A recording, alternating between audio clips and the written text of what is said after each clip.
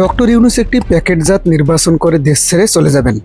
যেমন মঈন ও ফখরুদ্দিনের সেনা সমর্থিত সরকারের উপর ভর করেই শেখ হাসিনা ক্ষমতাসীন হয়েছিলেন। সেই তরিকায় বিএনপিকে ক্ষমতার আসনে বসিয়ে ইউনূস দেশ ত্যাগ করবেন। আওয়ামী লীগের সাথে বিএনপির কোনো দ্বন্দ্ব নেই। দ্রুততম সময়ের মধ্যেই আওয়ামী লীগের রাজনৈতিক কার্যক্রম বিএনপি ফিরিয়ে দেবে।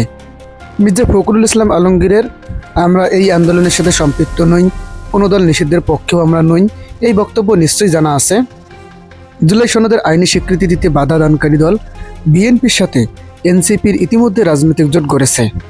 জুলাইয়ের পক্ষের শক্তিকে দুর্বল করার জন্য তাদের সামনে রুটির টুকরো ছুঁড়ে দিয়ে এভাবেই বিরক্ত করা হচ্ছে। এনসিপি একটি কুলে গিয়ে আশ্রয় নিল, তারা আপাতত নিরাপদ। তবে বিএনপির এনসিপিকে ব্যবহার করা শেষ হলে পরবর্তী সময় কী হবে সেটা বিএনপির অনেক দিনের জোটসঙ্গী আজকের জামাতের সাথে বিএনপির আচরণ দেখলে বোঝা যায়। জুলাই যোদ্ধা বলে আজ তারা গর্ববোধ করছেন, সেদিন খুব বেশি দূরে নেই যেদিন জুলাই যোদ্ধা বলে পরিচয় দেওয়া মানেই আপনি দেশদ্রোহী। পাশের ঘরে আগুন লেগেছে দেখেও যদি আপনি নিরুদ্বেগ থাকেন তবে আপনার ঘর জ্বলবে, এটাই নিশ্চিত হয়ে যান।